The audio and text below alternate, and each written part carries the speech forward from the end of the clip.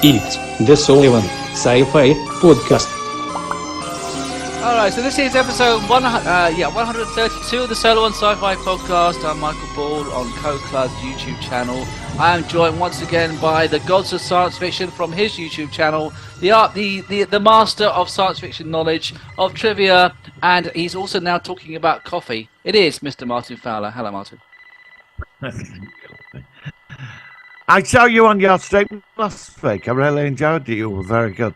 Oh, thank you. Did it go all right? It's always weird doing it live, but yeah, I know. I watched it. I watched about half of it, and it was really good. It was interesting. Yeah, I know. Jay's really nice, actually. Yeah, we're going to be talking next about the best episodes of one best episode of each season of a Star Trek series. So, like, we could do the Next Generation of being like The Conspiracy, and season 2 would be Q Who, season 3 would be Best of Both Worlds, that sort of thing.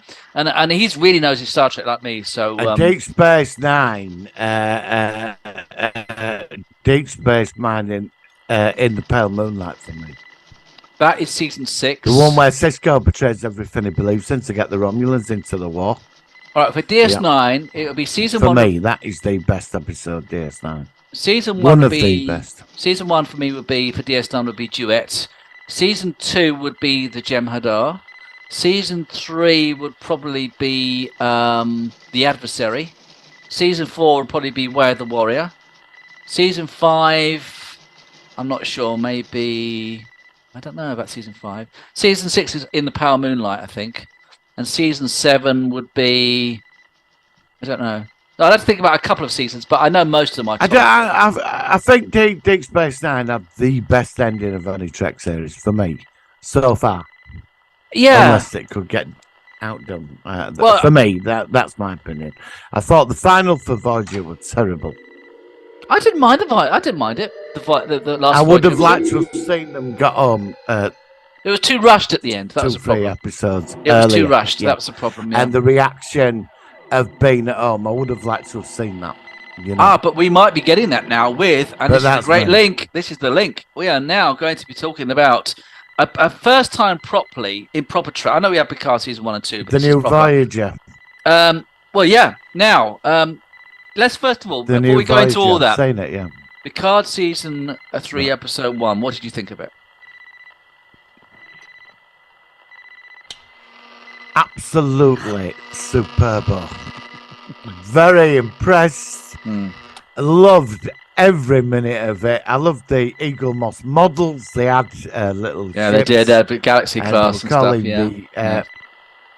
They're calling it the fat one, and nobody wanted it. Yeah. And Riker got annoyed. He split up with his missus. That's going to be interesting. Mm-hmm. And Picard and Bev. What's going on with Beverly Crusher? Well, let's just say we maybe should have said that we are actually this is going to feature Picard the daddy. This episode is going to feature spoilers. So if you haven't seen Picard episode 1, come back in 10 minutes.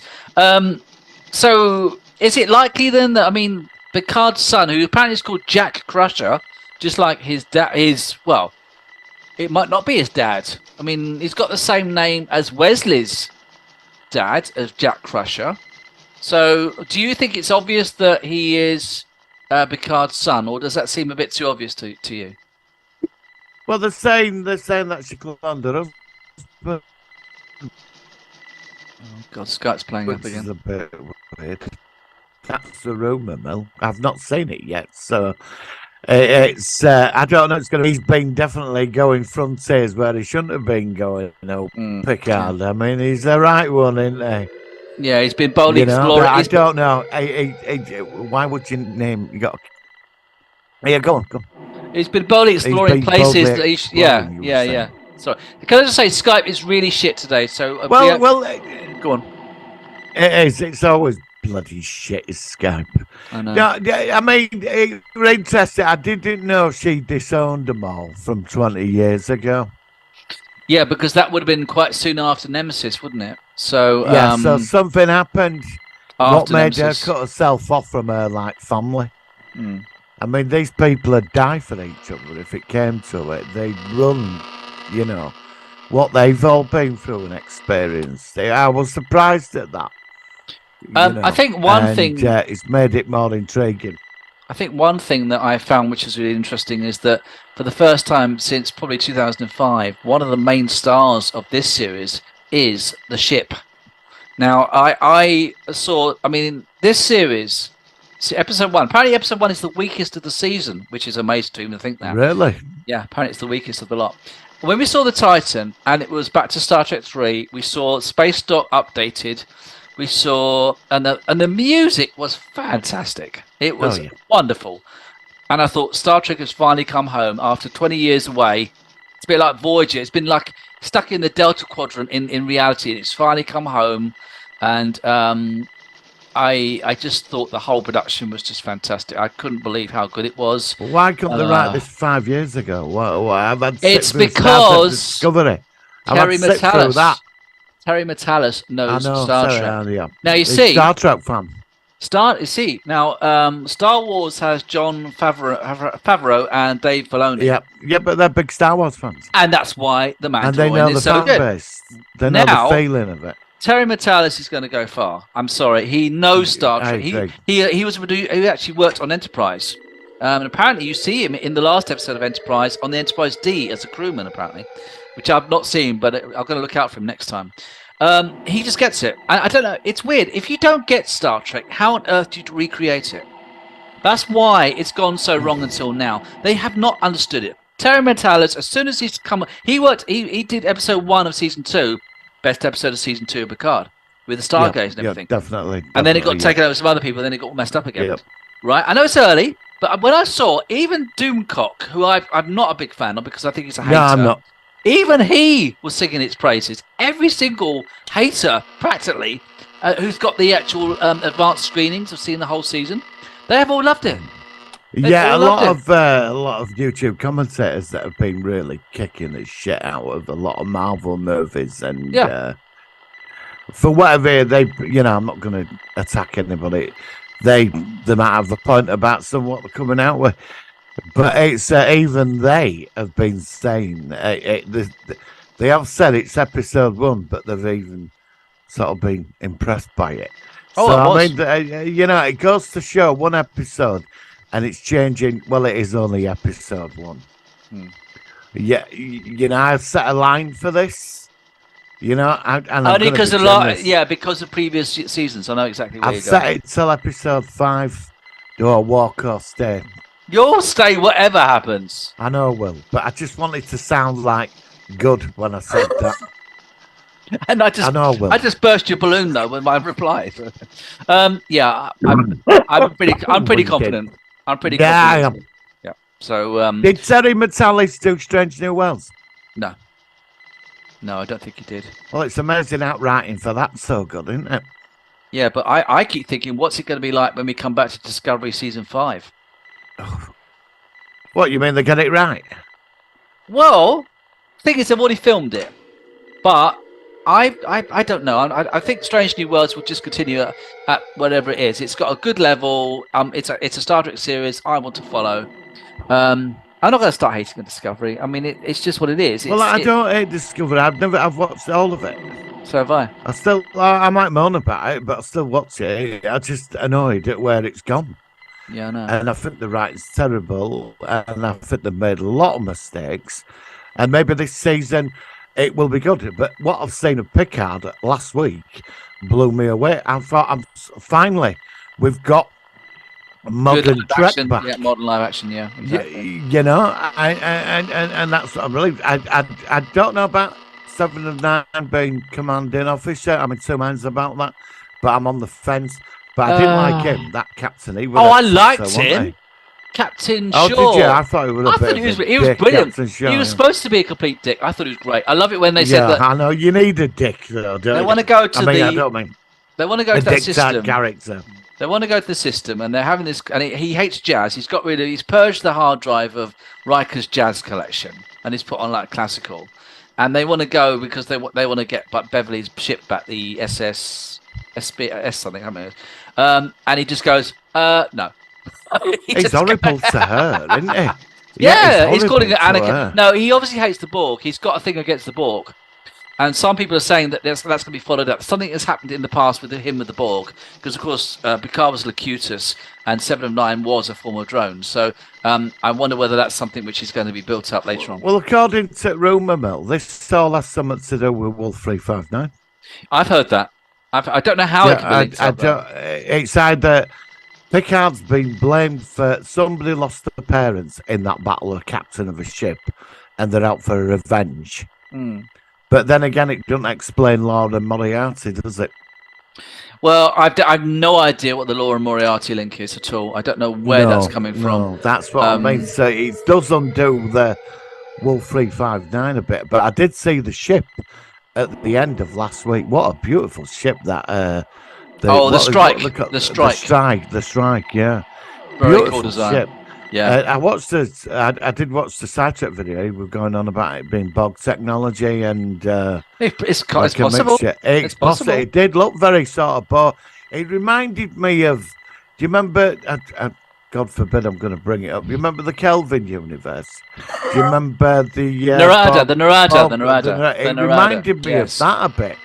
It reminded me slightly of the what's the ship? Nemesis as well. Nemesis, the Nemesis Romulan ship. The like a mixture. Riemann ship. Yeah. Like a mixture of the Narada and the Riemann thing. Well, you know that the actual Narada actually had some Borg technology mixed in with it, apparently. It did, yeah. So, that's right, yeah, it did. Yeah. So, because don't forget, the Narada came from our universe. So, I like that kind of thing. That some of the elements now of the Kelvin universe did come from, like when the Romulus got destroyed in Star Trek 2009. That's been followed up in Picard because it was. You know what I mean? I like that. I think that's quite clever. A quick run through. I bought the official graphic prequel novel before the film. Okay. Yeah, and it's on. Well, they've changed it all now. In it, Data was. This was meant to be canon, but obviously, Data was the captain of the Enterprise. Right. And Picard was an ambassador. Of course, they've undone all this. And then, let's cut it short. The Narada is returning back to Romulus, and it seeks destruction. He goes off. He knows something of a secret cloak Romulan base that are experimenting with Borg technology, and all the Romulan leadership's hiding there, and he kills them all. And refits the ship, and then obviously that's how you get the film. That was in the ground, but that's been undone now. So thought I'd get that.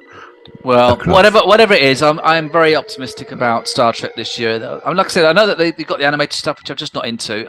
I just can't get into it. Do you know, I've still not watched the Prodigy. No, I know. I tried. I put on the pilot episode of the night, and I thought I'll watch it later. I couldn't be bothered. Yeah, I can't be bothered with it either now.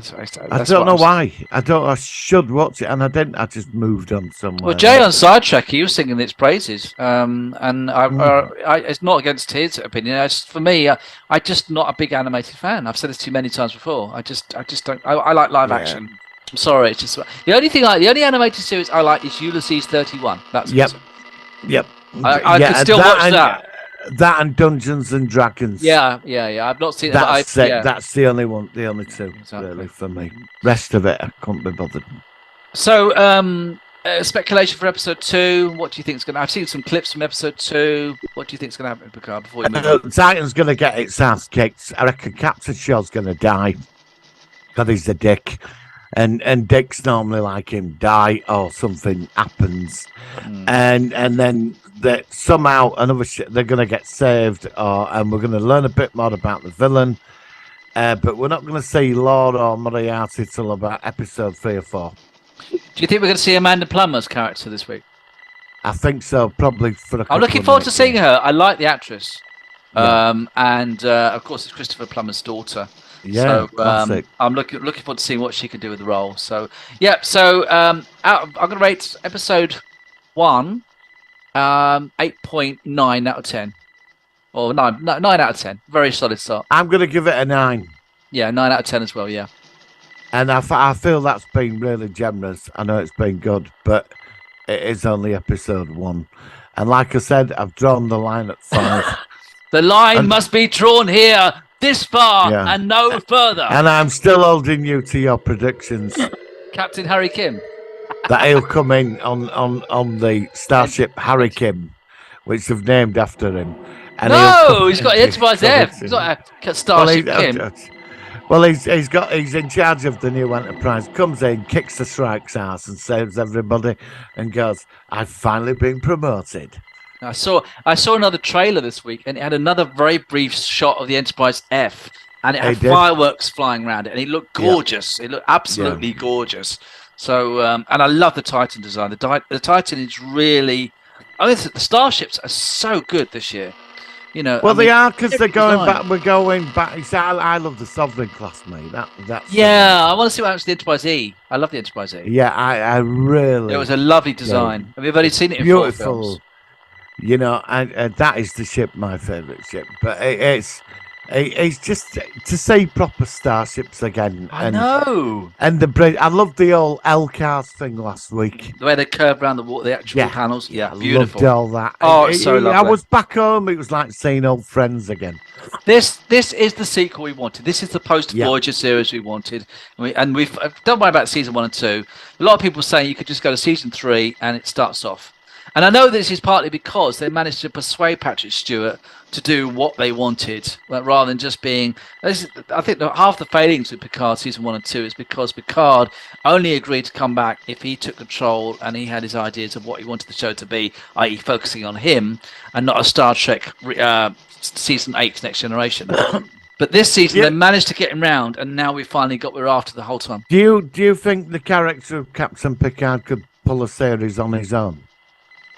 Well, this is what he's strong enough to hold. No. I know he's done too, but do you think it's better when it's all mixed in with the seven? Well, yeah, because season 1 and 2 was that attempt for him to pull a series on his own. It didn't work, did it? And I don't think it quite works. And it's partly because no fault of Patrick Stewart, but he's a lot older now.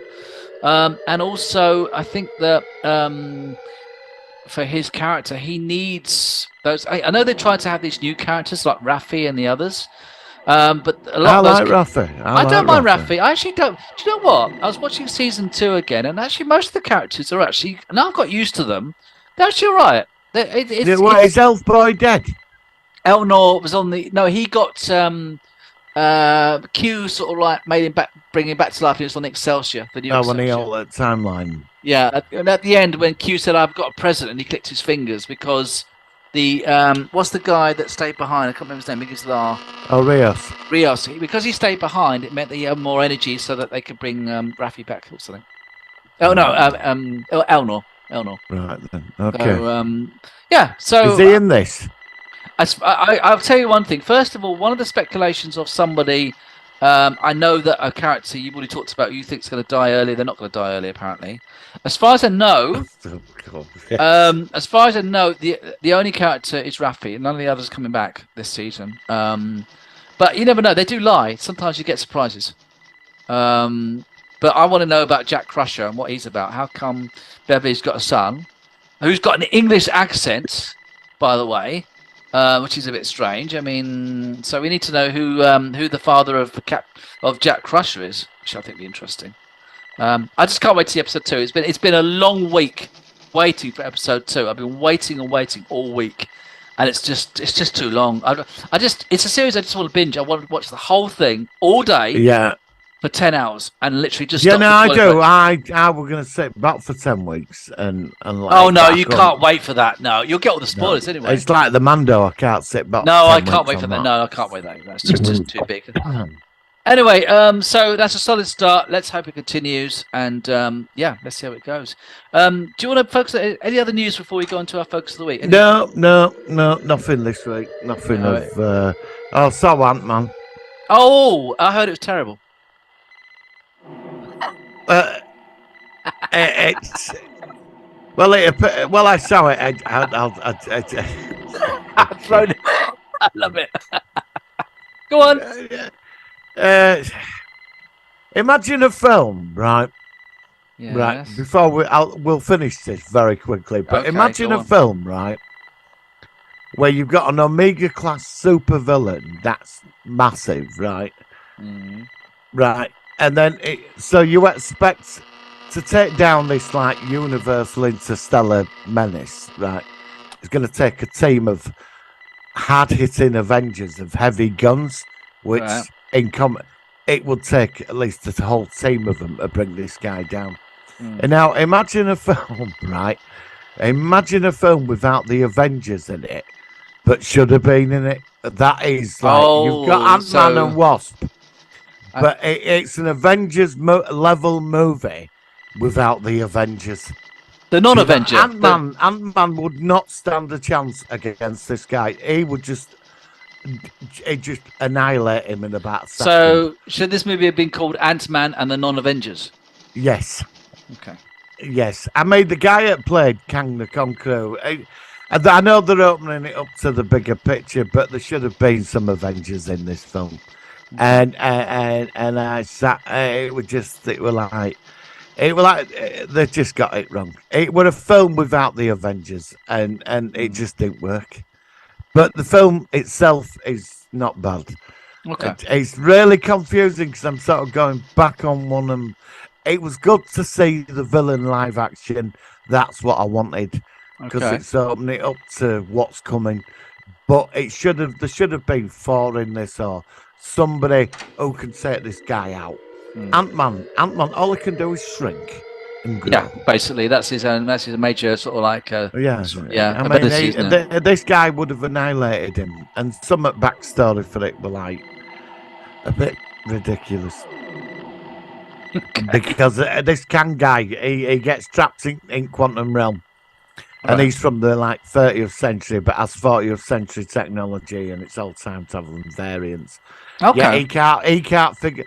So like Michael Douglas's wife, she shrinks his power source when she was in quantum realm, Oh, and okay. he ain't been what? So he's got technology nearly 2,000 years ahead Is of us, Michael and Douglas? he can't undo that. Is Michael Douglas in this film? Yeah, they're all in it. Yeah, Oh, okay. Ant-Man, it's like the Ant family. So they're all for the other. Okay, so at least they're all back again. Yeah, I mean it's not bad. It's just that it would have been better to have had a full scale, at least 3 or 4 superheroes in this film. You know, not Ant-Man. You know, it's so like anyway. That's it. It's half shit and half good. All right, so it's on the fence shit basically, rather than on his shoe. Yeah, I like that. It's on the fence shit. Yeah, yeah. All right, Martin. On that note, shall we go into our focus of the week? Yes. Yes. All right, here we go. It's the Solar Sci-Fi. focus of the week.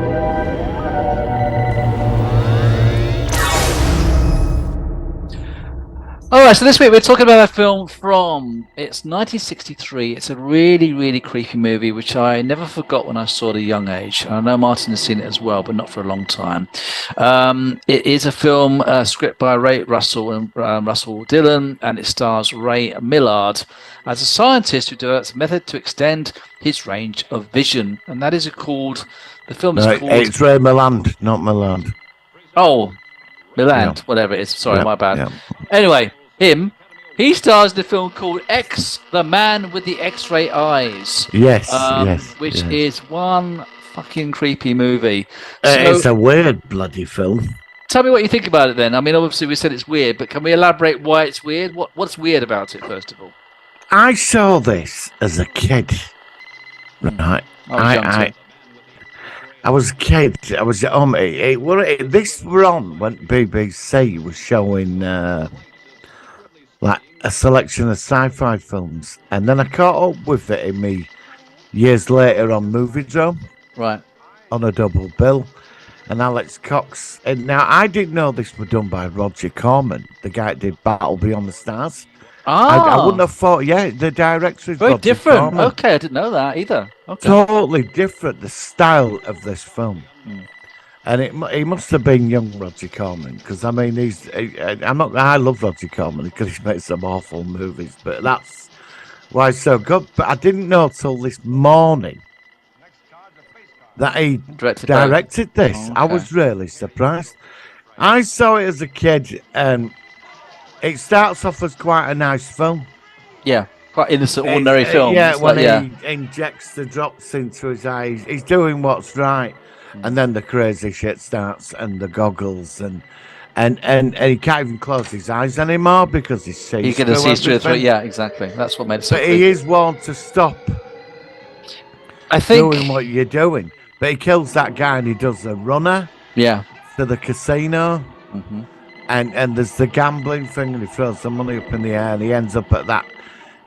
After all this stress and police after him in his eyes, and he ends up at that church, and something. Apparently, he can. This priest says something about the Bible and about plucking your eyes out, but he keeps saying he can see a big eye. He sees so beyond.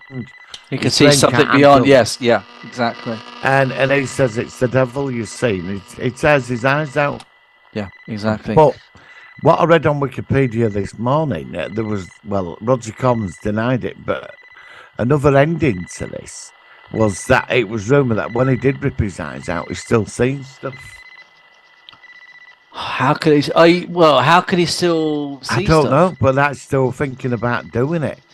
And let me just, that's my opinion. It scared, when I saw his eyes as a kid, from the black and gold, freaked me out, and it terrified me. Yeah. You know. I mean, let me just say, I mean, I pretty much agree with your assessment of the actual movie. I saw it at quite a young age, and it's one of those early science fiction films. The Fly, the original Fly, also creeped me out big time when I saw that. And this had a very similar effect. It was the last scene, the actual twist at the end, and this film was clever because, as you say, it started off as just like a generic sort of science fiction film with this guy, and he finds the ability to see through things. He's curious about what we can't perceive and what we can't see, which is what this is all about, which is another clever thing. And as you say, he spirals down to man, and I think that his ability is actually giving him brain damage. I think that's part of the factor. I think one of the aspects of this movie is that his ability to see is so incredible and so incomprehensible that the brain just literally starts to go wrong, and he starts to deteriorate. And I think that's a clever twist. But I think that really the scariest thing about it was just that it was, as you say, it was when he had black eyes with gold pupils, and at the end when he pulls his eyes out. But I think a lot of creepy stuff was, first of all, it had this really creepy sort of background sort of music with the scenes where he's looking, this creepy sound effects and things, and you keep seeing his perception of, like, you see Las Vegas, and it looks like the buildings aren't quite fully constructed because he's seeing the actual building area, but what they call the steel parts of the infrastructure. Infrastructure, that's the word I was trying to think of. And you're seeing all that, and how I mean, I don't know what he's trying to do at one point. It's when he's hiding in that circus place.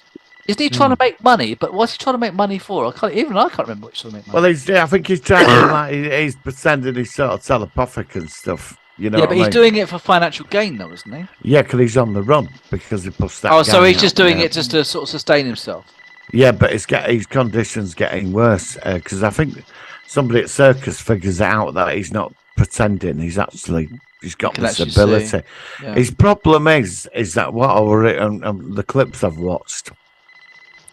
It's quite interesting, this film, because it is about so beyond its time, and it's in such a weird way because he's not just seeing X-rays; he's starting to see like other spectrums of the light spectrum, what we can't see, and and his brain can't handle it. That's the whole thing. It's not designed for that.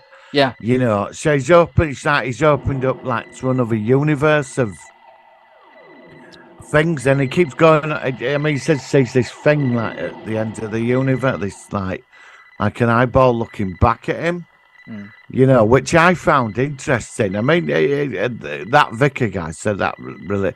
He said it's the devil, but is it? Is there something else he's seen? Maybe it's beyond.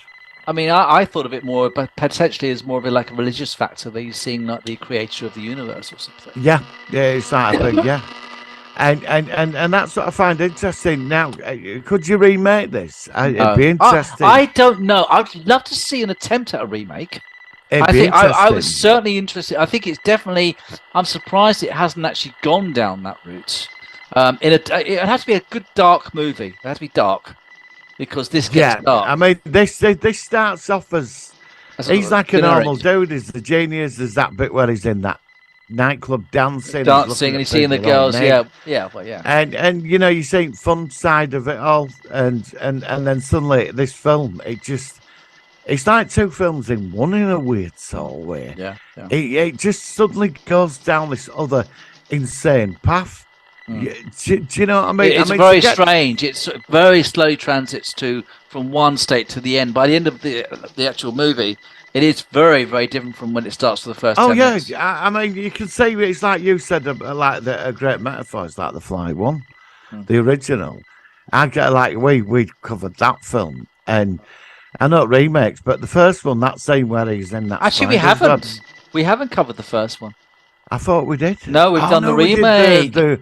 Oh, we did that's the that. Put it on the remakes. list. Put that on the list. Yep. After I did the Fly one. But that scene where he's going, help me, you know, that is That so. scared the of living that. shit Yeah, out it of me. shit me Oh up my so much. god! I remember going to bed that night. I was about 10 at No, I night. I can't- couldn't sleep. I was that scared. I can't. And this film did that This had to the me, same 'cause I- thing. Both. It freaked me out Very when he similar. ripped his eyes out, man. Yeah, You I know, it's weird. it's a weird film, this man with the X-ray eyes. It is weird. It- But it good is- weird. Good weird though. But Roger Corman doing that, it's just so, you know, unlike. Mind you, it would him have been 20 after- years before the other one though. It would have been quite a long time. Yeah, before- yeah, it was before he set up. This must have been one of his first outings. This, but to do that, it's the film stands out. It's a classic. It's a freaky film.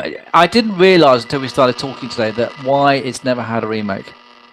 Because I just don't know, and I don't know why it hasn't had a remake. Because I think that I think it's a clever enough concept for it to be really done well. It could be especially with updated special effects, and they could have done it. And they could do it really good. So I think that's definitely a movie that could be done. It's definitely They'd have to, if they remade that today, they'd have to go beyond. It'd have to be. He'd have to go into. It'd be more scientifically plausible. It'd be going into all the light spectrums and going beyond it. yeah. Like he can look into another universe or something. But they where- could do a multiverse thing. There could be that he's seeing Yeah. different realities or something.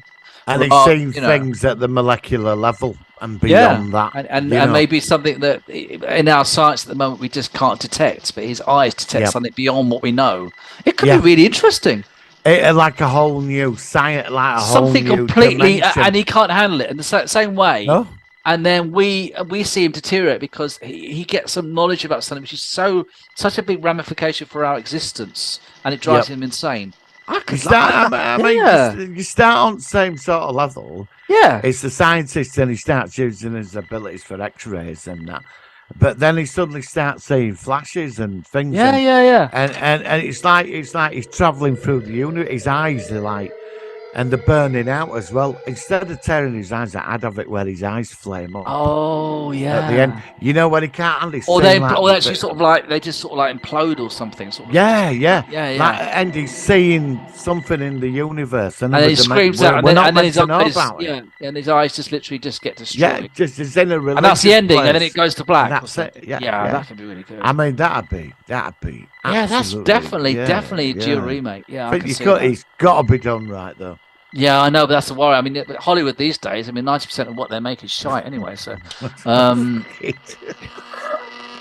isn't it? No, it's probably best left alone. But it's, Yeah, maybe. you know. But it won't hurt the original. I mean, the Fly remake's a prime example of how to do a very good remake, which is just about unique in its own. It starts from the same basic idea of and we'll do this in the focus. But both the Fly with Jeff Goldblum and the original, they go very, very different directions, and they're both equally excellent for different reasons. Yeah, no, they are. They stand alone. You won't Absolutely. even think they actually do stand alone as two separate Yeah. entities. So that going I back agree to with the that. X-ray eyes, they did that in a very clever way. They could do it, but I'm dubious that they would do it good. I don't know if they'd actually do. Well, they do something. I mean, if they remade that today, Don't get me started. They just end up fucking it up. Sorry for my language, I didn't mean to, but they would. You know them. We'd watch it and we'd review it and we'd be like, No, it Did wouldn't I be. sit It would be the through man with the that? X-ray eyes. It would be the trans with the woke eyes or something. I don't know. It would be some. It would be some politically correct thing where the I'm not going to even go there because well, they just end up ruining the concepts of it. I like the concepts where he ends up in that religious tent at the end, yeah. and you've got that insane vicar or priest or whatever saying, "Look, what you're looking at is the devil," and he says it's in some Bible. You pluck your eyes out because what you're saying Pluck is it evil, out. but Pluck it it ain't. out. Yeah. Yeah. But that could be like some entity within the universe. He's staring and it's noticed him and it's looking back. But he can't handle it because his mind's too primitive. maybe. Yeah. I mean, that You ending know though, what I mean? the ending of the original was very strange because it was just suddenly thrown in there. He was like on the Yeah. run. He was like staggering about like in the desert or something in Nevada, wherever he was, and then he just comes across this this little sort of tense sort of religious cult thing. And where did that come from? There's a very strange ending to that movie. It's a weird bloody film. I'm in two minds about sitting through it because I don't want to get freaked Oh out no, by it's it. worth watching again. Is it? Yeah. It's like Silent would. Green. Yeah, I would. Yeah, I no, don't I like would. sitting through that. Because did you watch that I again? just get depressed with that bloody movie. It's a classic movie. This, look, I think The Man with the X-Ray Eyes is a great film. But I think if you've got to prepare yourself for this, because how it starts off is such a positive film, and then it just somewhere in this film it goes into another direction, and that ending, it does it work? It freaked me out. I think it would now. I think it's an interesting film. Put it this way, it's one to debate. It is. It's the stroke of genius. Is that movie? And I I'm think not it still gonna- stands up well. I mean, obviously it looks Oh, dated, but definitely. it's a great story. It's a Oh, great. God, It's yeah, very the story stands alone. You could have put this story in like an Outer Limits episode, or yeah.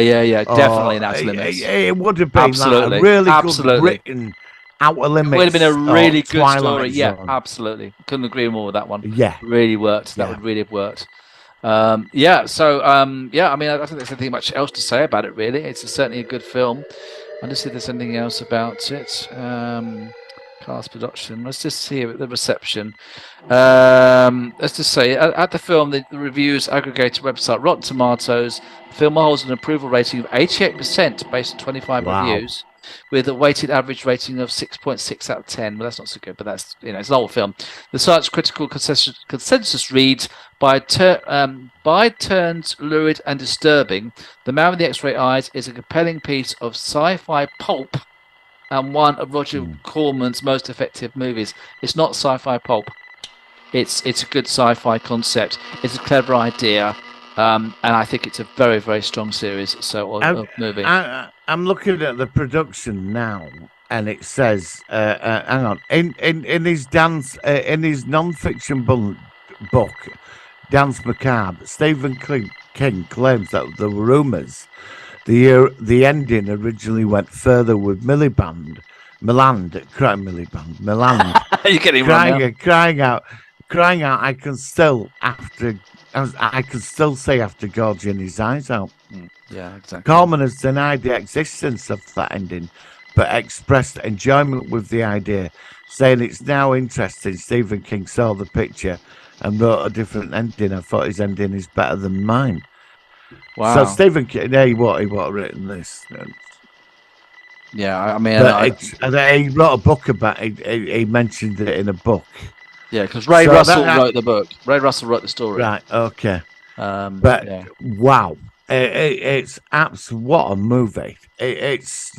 I'm going to give this an amazing score because it's so unique in films. It's just unique. I will. Shall we give scores now? Then, do you want to give your score first? I'm gonna give this Gemma because it freaked me out, and I'm still in two minds about sitting through. I don't really want to. No, I can appreciate that. I can appreciate that. But I'm gonna give it a 10 because this film it's just so unique. It's one of a kind. But like you said, it could be done in a 1 hour Outer Limits episode.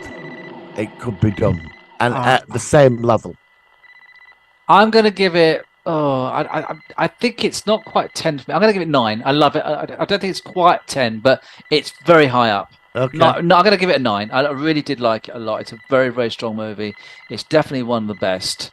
Like I said, it's just one of those films that when you see it, you just don't forget it. And it will stay with you. It stayed with us for how many years since we first saw it. As you say, it's downbeat. It's not something where perhaps you'd want to watch it. Like you wouldn't want to watch it if you had a bad day at the office or something. No. You're coming like, oh, let's put on that man with the X-ray eyes, and then you'd like, I've got. Well, it's like Planet of the Apes too, isn't it? You know, you watch that. So if you're in a really positive, you've got to have a certain mood. You're not mood. Put that on, are you? No, it's just one of those. This is one of those films that you're not just going to put on randomly. If you're going to watch this, I think you're going to want to watch something like that. It's a gripping film. It really is. And Ray Milland, or whatever it's called, Millard or Miliband. We keep messing it up, don't we, today? But no, Ray, just call him superb. Ray. Let's call him Ray. Yeah, he is superb in this. Superb. Absolutely, yeah. Well, I'm really glad that you enjoyed that. So does that actually mean that next week's episode we should focus on the original Fly?